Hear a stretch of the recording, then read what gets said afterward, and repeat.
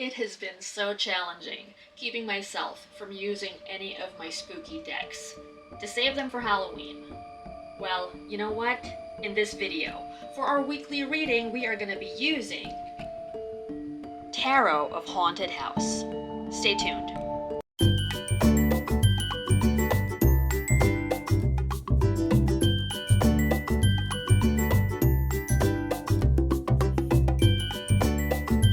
Hi, it's Leia. Welcome to this episode of Diaries of a Witchy Creative Life. It's time to do our weekly reading again, and as I said in the intro, we are using Tarot of Haunted House, which I am super excited for because I love spooky stuff. And I don't even mean super scary stuff, you know, the kind that makes you jump out of your skin or anything like that. I mean the aesthetic of dark glam. Even funny spooky stuff. And what's so special about this deck for me is that it's a storytelling kind of deck. There's a whole narrative behind it, which you'll see in the little white booklet that comes with it if you do decide to get it. All right. So let's just give this a little bit more of a shuffle. I always pre-shuffle, but here we go. Let's pick our usual 3 cards. First one, second, and third. If you're new here, the readings on this channel aren't predictive.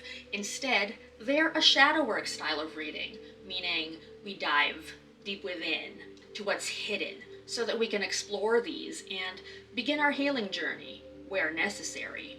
And in some cases, it would be a continuation of the healing journey. You learn all these new things about yourself that you weren't quite aware were hiding. So there's no particular spread that we're following here. Each card will pose certain questions to us. Points to ponder, things to contemplate, and journal keepers, please use what comes up here as inspiration for your journaling prompts. There are a lot of those in the kind of videos that I do. All right, so let's jump in. First card is 7 of Wands.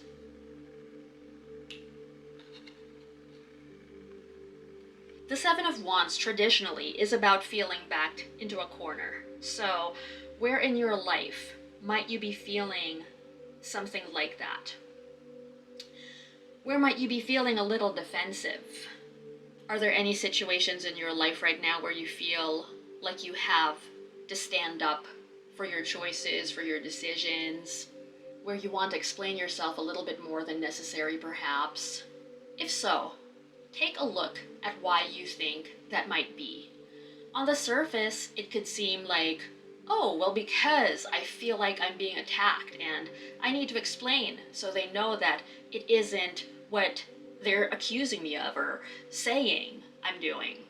Sometimes, though, if we take a closer look at what someone has asked us or told us, we'll see that we were triggered and they weren't necessarily attacking us. Of course, sometimes people do have those motives, but it helps to do this sort of exploration to become aware of where we might be triggered, so we can do work around that and catch ourselves next time, so that instead of snapping or being a little too defensive, we see that, oh, they were asking a question. That's all it was, to clarify, or because they don't know the answer to that yet. Let me give a quick example if this doesn't fully make sense. It could be, for instance, that an adult comes up to a child and asks, "Are you done eating?" And then the child screams, throws a fit, even though that adult was simply asking if they're done eating. That's all it was. There wasn't any accusation there. But what that adult might not know is, if at home, whenever the child hears, "Are you done eating?" what their guardian or parent means is, "Hurry up," or "You're so slow," you know, anything along those lines. Then the child, in response to this other adult is simply coming from this place of what they know, what they're used to. Even if this adult who's currently asking them that question didn't mean anything malicious by it at all. Now, something else that this card could be bringing to your attention is, if it isn't about feeling triggered or attacked, where in your life might there be a need to not conform to what everyone else is doing? Where might you have to stand up for what you believe in? Because regardless of what the crowd or the mob is doing, you know that this is what works for you, and this is what's right for you. If, for some of you out there, what this brings up is you do feel attacked, like you know you're not just being paranoid or triggered, but you know that someone is accusing you of something without basis, what you can ask yourself now is, how can you take the higher ground? Or what can you do so that you don't participate in that drama? Or so that your involvement in it is as minimal as possible? And yes, sometimes this is difficult because we are wired to survive and thus defend ourselves. But if you stepped away and thought of what would be best for the situation, what would that be? Moving on to card number 2, whoopsie poos, we have the Ace of Cups. Beautiful artwork. Like I said, I love the story behind this. Just to give you a little bit of an idea, Raven is the main character in this deck. She's exploring this haunted house. And I won't say much more than that in case you are interested in finding out more for yourself. Okay, so card number 2. The meaning of the Ace of Cups that I feel inspired to bring up right now involves staying open emotionally and being a channel for a flow of inspiration or creativity. So, putting that into question form, where in your life can you express your creativity right now? Or if you're already a very generally creative person, is there any specific or particular project that you can pour that energy into? And if you don't consider yourself to be artistic or creative, that doesn't mean that you still can't express it in some way. So, is there any avenue anywhere where you can do that? Not to mention, yeah, the emotional aspect is there too. And why don't we throw in the psychic intuitive aspect as well, which is also part of the Suit of Cups. Maybe it's time to start paying more attention to your intuition, developing it. Or it could be that you're in a good place right now to feel more. That means different things for different people. Maybe have more emotional type discussions with your significant other or other people that mean a lot to you, that you have close relationships with. For others, this expression could take the form of art that you aren't even going to share. It's for you, for the purpose of self-expression, like writing poetry, writing short stories, even writing journal entries if this is something that you don't allow yourself to do because you feel like, oh, I'm not a great speller, or I'm not that awesome at grammar, at punctuation, whatever it may be. And yet you love telling stories. You love expressing yourself. You love memory keeping or recording what you're feeling as the days go by. Go ahead and capture it for yourself then. You don't have to show it to anyone. Writing isn't the only way that you can record. There's also taking pictures or drawing. And anything can be turned into an art form, really. I could go on, but for instance, if you love cooking, you can express your love through cooking.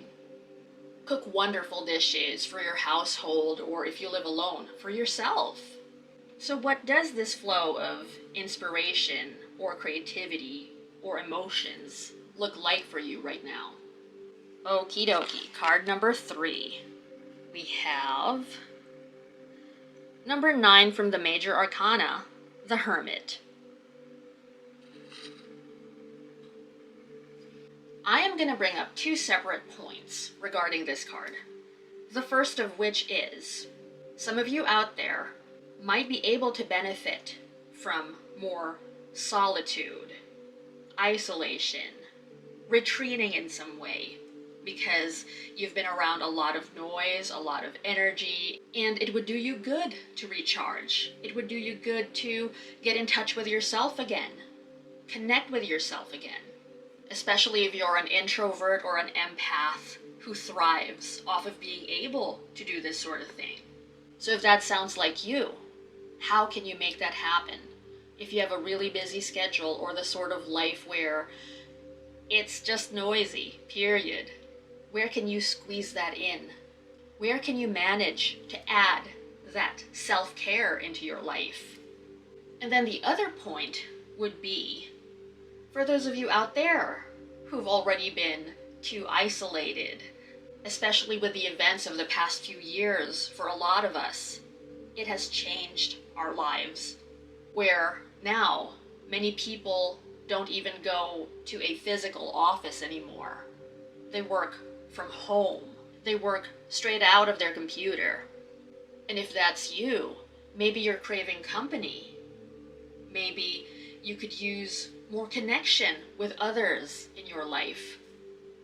In either case, though, the reminder here is to make sure that you do get those reflective moments when you need them. That you do get time to yourself when you need it.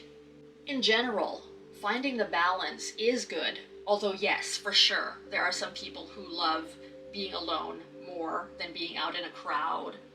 And there are those who come alive when they're at parties, and we have ambiverts as well, who, as long as they're around people that they enjoy being around, then it's perfectly fine. And sometimes for ambiverts too, it's more of a what's going on in your life sort of thing, where sometimes they can manage being around more people just fine, but at other times, nah. They'd rather stay at home and read a book or whatever else introverts enjoy. But absolutely, for everyone, the common message of this card is sometimes there are moments where being more pensive, more meditative, more philosophical about life does serve its purpose, and it's up to us to recognize when we could be in need of that. Thank you so much for joining me for this video. I love putting these videos together for you, and I hope that those of you who resonate with them continue to come back. Hit the subscribe button if you haven't yet so you don't miss anything. I'll be back with so much more on this channel. Take care of yourself. Until next time, bye for now. Stay tuned for lots more Diaries of a Witchy Creative Life.